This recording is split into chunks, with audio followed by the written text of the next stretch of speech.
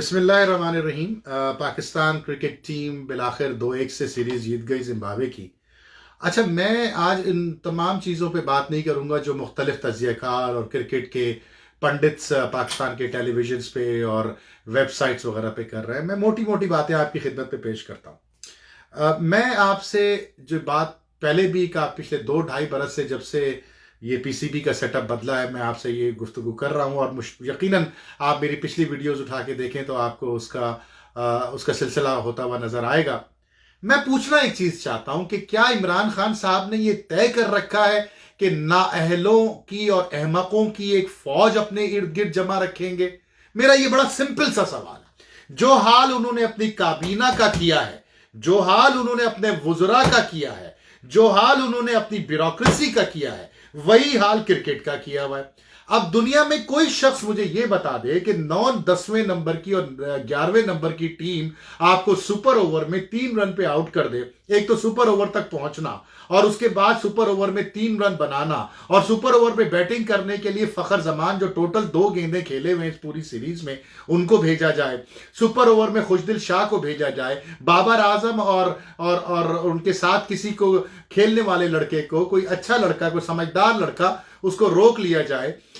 ये कहां की अकलमंदी है? कोई मुझे ये सिखा दे। तो ये अहमकों की जो फौज इमरान खान साहब ने अपने इर्द गिर्द जमा कर रखी है और वो फरमाते हैं कि मैं क्रिकेट का पीएचडी हूं। जरा इस पीएचडी साहब से कोई ये पूछे कि जो आपने एमएससी और बीएससी और एमफिल क्रिकेट बोर्ड में छोड़े हैं, उनको ये अकल नहीं है कि यार एक लड़का जिसने टोटल 2 गेंदें सीरीज में खेली हैं, हम उसको सुपर ओवर में भेज रहे हैं। हम क्यों कर रहे हैं ये? मतलब कुछ सोचने की बात। फिर पाकिस्तान क्रिकेट टीम 4 फास्ट बॉलरों के साथ उतरती है मैदान में। पाकिस्तान क्रिकेट टीम के पास एक ऑफ स्पिनर, एक लेग स्पिनर नहीं।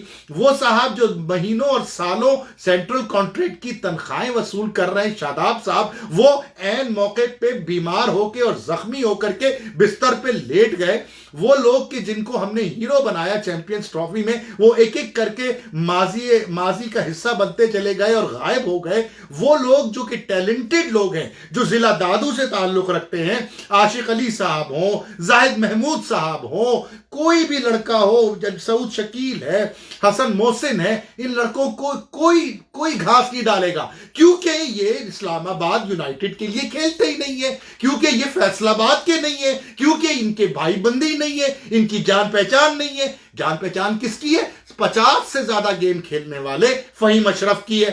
आज तक फहीम अशरफ ने कोई गेम जितवाया पाकिस्तान को, लेकिन वो खेलेगा पाकिस्तान की टीम में, घूम फिर के आके खेलेगा, क्योंकि इस्लामाबाद यूनाइटेड का लड़का है, क्योंकि मिसबा का मंसूर नजर है। इफ्तिखार अहमद, खुदा की कसम यार, मिसबा, खुदा की कसम यार, इफ्तिखार अहमद 34 बरस का शख्स जो तुम्हारी जवानी के जमाने से क्रिकेट खेल रहा है, वो तुम्हारा मेन स्पिनर हो गया। शर्म तुमको मगर नहीं आती कि जिम्बाब्वे से तुम मैच हार गए। जिम्बाब्वे की टीम, अब सुनिए जरा सा, इनकी सोच देखिए उन लोगों की जो करोड़ों रुपए की मराठ आपके सीईओ साहब, आपके एडमिनिस्ट्रेटर साहब, आपके सीएफओ साहब, आपके रीजनल डायरेक्टर्स, आपके सिलेक्टर्स, आपके कोचेस, आपके मेंटोर्स, इनकी तनख्वाहों का पैकेज देखें तो हजारों लाखों घरों के चूल्हे जल जाएं। और अगर इनके आप कारनामे देखें तो आपका सर शर्म से डूब मरे, खुदा की कसम शर्म से डूब मरे। जवाब मैं आपको पॉइंट देता हूं, मैं आपको बताता हूं और उसके बाद फिर आप अपने कमेंट्स मुझे दीजिए। 32 करोड़ अवाम में इन लोगों को आज तक कोई ऑफ स्पिनर नहीं मिला जब से सईद अजमल गया है। नंबर 2, बाबर कप्तान नहीं है, बाबर को कप्तानी नहीं आती। बाबर को अपने, क्योंकि बाबर जी हुजूरी करेगा जैसे सरफराज करता रहा है, इसीलिए बाबर को कप्तान बना दिया। अब सोचिए मैं क्यों कह रहा हूं बाबर कप्तान नहीं है। जब 22 रन पे 3 विकेटें गिर जाती हैं और दूसरी टीम 280 से ज्यादा रन बना लेती है, तो इसकी 2 वजूहात होती हैं। या तो आपके पास बॉलर्स नहीं है, या आपके पास कप्तान नहीं है। आप कोई इंडिया से या साउथ अफ्रीका से या ऑस्ट्रेलिया से नहीं खेल रहे थे जिनका मिडिल ऑर्डर और लोअर मिडिल भी 50-50 की एवरेज लिए बैठा हुआ है। आप जिम्बाब्वे से खेल रहे थे, 100 रन 150 रन पे टीम को बुक करते। आपने बुक नहीं किया ना, उसकी वजह सिर्फ ये थी कि आपका कप्तान नासमझ है, क्योंकि उसमें कप्तानी का मवाद ही नहीं है। लेकिन चूंकि वो वकार यूनुस का, मिसबाउल हक का और इंतजामिया का मंजूर नजर है, इसलिए वो कप्तान है। ठीक है जी, अब चलिए अगली बात पूछ लेते हैं। मैंने ऑफ स्पिनर की बात की, मैंने कप्तान की बात की, मैंने इफ्तिखार की बात की, अब पेसर्स की बात कर लेते हैं। आप मुझे एक बात बताइए कि आपने फहीम अशरफ की बात मैंने की, मूसा की बात की। मूसा क्यों खेल रहे हैं? क्योंकि इस्लामाबाद यूनाइटेड की तरफ से खेलते हैं वो। कहां चले गए आपके आमिर? कहां चले गए आपके अमर यामीन, क्या नाम है उसका, आमिर यामीन? कहां चले गए? क्यों नहीं खेलते ये? इसलिए नहीं खेलते क्योंकि ये हमारे सिलेक्टर के मंजूर नजर नहीं है। तो मेरे प्यारे भाइयों, मेरे 3 बेसिक सवाल हैं। बेसिक सवाल ये है कि कोई एहतसाब का अमल इन लोगों के ऊपर लागू होता है कि नहीं? कोई उनसे पूछने वाला है कि आशिक अली, सऊद शकील, दानिश अजीज, आमिर यामीन, हसनैन, हसन मोहसिन, इन लोगों का कसूर क्या है? क्या इन लोगों के लिए हम किसी कोई बिछड़े हुए रिश्तेदार को ढूंढे कि जो बड़ी पोस्ट पे बैठा हो, जो इनके लिए एक फोन उठाए, मेरा बंदा है इसको रख लो? आप उसको आंख बंद करके रख लेंगे।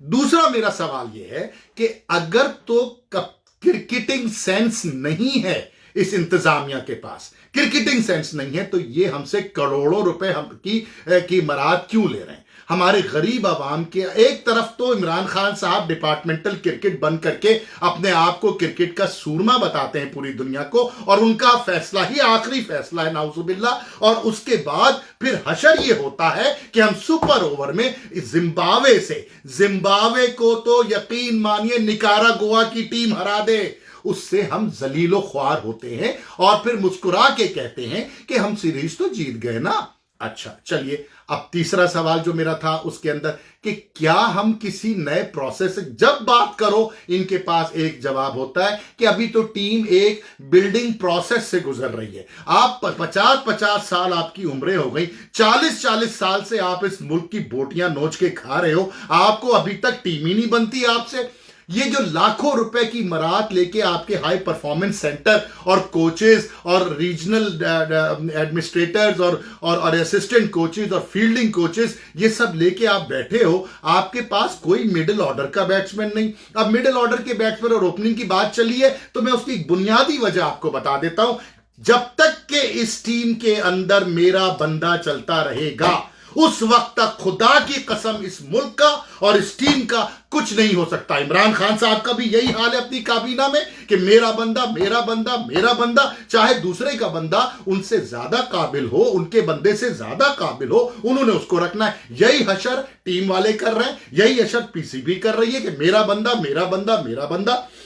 और दूसरा जो सबसे अहम नुक्ता है कि जिसका जो काम उसी को साझे, मिसबाउल हक चौधरी बन के बैठे हुए हैं हमारे बोर्ड के ऊपर। वसीम खान एक मतलब कि नाउजुबिल्लाह खुदा बने बैठे हुए हैं बोर्ड के ऊपर। इनको पूछने वाला कोई नहीं है, किसी किस्म की कोई इसके अंदर पूछ गुछ नहीं है। अब उनसे कोई पूछे कि जिस वक्त मैंने कहा था, ये पिछले इस साल जब मैंने कहा था कि टीम तुम इंग्लिस्तान भेज रहे हो कोविड-19 के वक्त, जब 2 महीने तक तुम्हारी टीम कब्रों के बंद दरवाजों के पीछे छुप के बैठेगी, जिंदगी को खतरे में डाल के क्रिकेट खेलने जा रहे हो, तो कम से कम इंग्लिस्तान से ये वादा लो कि वो जनवरी फरवरी मार्च में रेसिप्रोकेट करेंगे, वो अपनी टीम भेजेंगे। लेकिन ये क्यों पूछे? क्योंकि जो वसीम खान साहब हैं उन्होंने अपनी नमक हलाली की है उस मुल्क के साथ जहां पर उनको वापस चले जाना है, जहां से वो एक बिस्तर बंद हाथ में लेकर आए हैं और वापसी में लाखों रुपए बिस्तर बंद में बंद करके अपने साथ उस मुल्क में चले जाएंगे और जाके उन काउंटीज और उन क्लब्स के लोगों को याद दिलाएंगे कि याद करो जब मैं पीसीबी के अंदर सीईओ था, मैंने तुम्हारे कहने पर तुम्हें फेवर दिया था, पाकिस्तान के लड़कों की जानों को खतरे में डाला था, क्योंकि पाकिस्तानी तो है ही मरने के लिए, पाकिस्तान की तो कोई इज्जत ही नहीं है। मैं बैठा था वहां पे जाकर, मैंने टीम भेजी थी, अब तो मुझे नौकरी दो क्योंकि पीसीबी ने तो निकाल दिया मुझे। यही होने वाला है, यही होगा एहसान मानी के साथ, यही होगा तमाम के तमाम लोग जो बाहर से आकर के इस टीम को चलाते हैं। और चूंकि वो इमरान खान के मंजूर नजर है, इसलिए उन पर कोई उंगली नहीं उठा सकता। क्या फर्क हुआ नए पाकिस्तान और पुराने पाकिस्तान में? खान साहब क्या फर्क हुआ बताइए मुझे। उस वक्त भी लोग अपने मर्जी के लोग लाते थे, आज भी लोग अपनी मर्जी के लोग लाते हैं। इस तरह से मुल्क नहीं चलते खान साहब, क्रिकेट को तबाह कर रहे हैं आप। खुदा के वास्ते होश के नाखून लीजिए। ये जलसे जुलूस, न्यूज, ये अपोजिशन की ड्रामेबाजियां जो मुल्क को आग में झोंक चुके, जो बोटियां नोच चुके, उनकी तरफ तवज्जो नहीं जानी चाहिए आपकी। वो आपकी तवज्जो के मुस्तहक नहीं है। आपकी तवज्जो का मुस्तहक इस मुल्क का नौजवान है जो हाथ में बल्ला पकड़ के घर से निकला, लेकिन जब बाहर निकला तो उसकी मां ने उसको पकड़ा, उसकी कमीज पकड़ के अंदर खींच लिया कि हजारों लाखों क्रिकेटर बेरोजगार फिर रहे, तुम किन चक्रों में क्रिकेट खेलने जा रहे हो? एक इमरान खान बन गया तो क्या पूरा पाकिस्तान इमरान खान बन जाएगा? ऐसा नहीं होता। ऐसे ही दफना रहे हैं हम क्रिकेटर्स को हर रोज इस मेरे बंदे के चक्कर में। मुझे शर्म आती है इस इंतजामिया को देखते हुए। इनकी अकॉम्प्लिशमेंट्स देखिए, इनसे कोई पूछे, इनका कोई एहतसाब करे, इनकी कोई काबिलियत देखे, लेकिन क्यों देखेगा? क्योंकि वो आपके बंदे हैं, वो आपके मंजूर नजर हैं। यही सिस्टम था पिछली हुकूमतों में, यही सिस्टम है आज की हुकूमत में। हम पागल हैं 32 करोड़ अवाम, 22 करोड़ अवाम जो सर झुकाकर नारे लगाते रहे कि नया पाकिस्तान और रोक सको तो रोक लो, तब्दीली आई रे। ये तब्दीली आई है खान साहब, ख्याल करें खुदा के वास्ते। इन नासूरों से जान छुड़ाएं जिनको क्रिकेटिंग सेंस नहीं है, उनको बल्ला पकड़ के भेज रहे हैं जिसने 2 गेंदें खेली हैं। आज तक match winning fast bowler produce न कर पाए। अब स्पिनर का फुकदान आपके यहां, कप्तान का फुकदान आपके यहां, मिडिल ऑर्डर का फुकदान आपके यहां। करने को क्या किया 2.5 साल में खान साहब? अपना ख्याल रखिएगा। पाकिस्तान जिंदाबाद।